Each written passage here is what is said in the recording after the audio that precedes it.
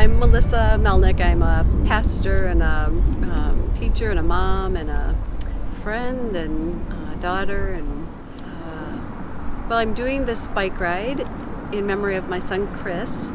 He was 22 and set to graduate from the University of Minnesota.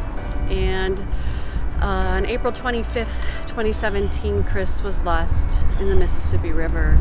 And he was lost for 10 days. He was found May 4th. And while he was lost in the river, Chris had actually been planning to work for Wilderness Inquiry and then take a bike ride down the Mississippi River from Minneapolis to the Gulf of Mexico when he graduated. And when he was lost, I decided that either in celebration with him or in memory of him, that I would ride the Mississippi River Trail. So Chris was a neurobiology major with a minor in Spanish and sustainability. And for Chris, sustainability meant a lot of things. In probably about 2013, he went with a group of University of Minnesota students to New York City for the Climate March.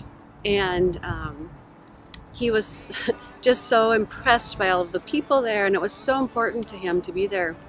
He wrote poetry and he led chants, but one of the things that he learned when he was there was that he couldn't just go to a march. He actually had to change his life. And Chris was a volunteer lead with us for our University of Minnesota group.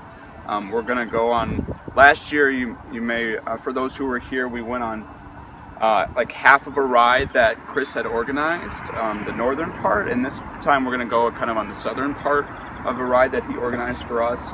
It was a bridges ride because he loved the river and he loved the bridges, riding over the bridges. And I do want to note, Chris led on work to make it safer and easier for people to bike around the U, and some of the things that he worked on are going to be installed next year.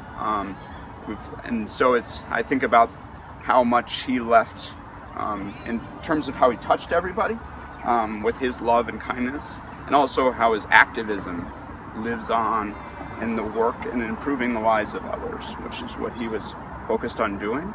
And so I'm excited to think about that. Is planning this ride, and we're going to stay along the river on trails. But with his work, in the future we could do a ride on bike routes that he helped work on up on the streets. And I think about that for the future, and I'm going to think about him every time I ride on those. I used to tell Chris that he would be a preacher, and he is. Chris is still a preacher through his words and through the words that I have the opportunity to share. Chris wrote this poem called "His Bus is Fueled by Love" on his way to the Climate March in New York City in must have been 2013. But I think it just really speaks to his spirit and to a big reason why I'm doing this ride.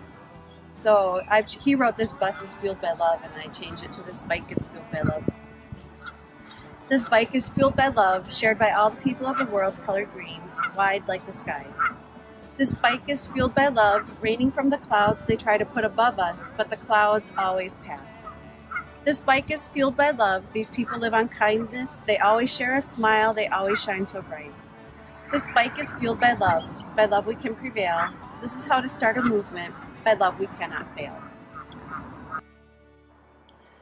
Chris was about love, and the way we share love of nature and of just human beings is by being in relationship with each other. And so having a supported ride will help me to share his voice. A chance for me to get to share some of his words, because he was a loving, beautiful young man. And so I want to share some of his spirit and some of that hope and light that he just seemed to have within him. First of all, I'm hoping people will bike with me, whether it's 10 miles a day, one day, or an entire week, or the whole journey. And I'm hoping that youth groups or civic organizations or whoever will go out and clean up the river as a way to welcome me and whoever's biking with me, and as a way to be good stewards of the river and of creation. What I need for the ride? Well, money. Yeah, that would be fabulous. One of the things I want to do is rent an RV, and that's how I can be supported, and then also support people who might be riding with me. It's going to be about an 8-week trip, so I would prefer not to camp out every day and then, to have that available. Apparently I will need a lot of protein bars and things like that, and energy drinks, bike clothes, and so I do have a U-carrying site set up.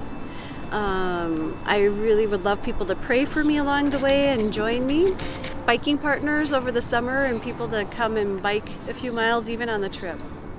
And so that's the plan. I'll leave on Labor Day and take about 8 weeks and preach and teach and learn and listen along the way. And Chris was all about love, and so share some of that love that Chris was that Chris believed in.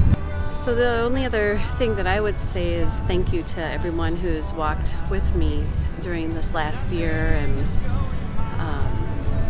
I have been supported and loved and uplifted in so many ways. I've told the people of Tapestry, my congregation, that the Bible tells us that our tears will, oh boy, I'm really terrible about this, but our tears will be changed to joy, and that I believe it, but I have trouble figuring out how that happens. But through this journey and with all of the love and support, I have moments of joy that come to me because of my community, and we say we're one body in Christ, and this is just a way that we live this out, and that you help me to live this out. And so I give thanks for everyone who's walking on this journey and biking on this journey with me. We are so grateful for your support.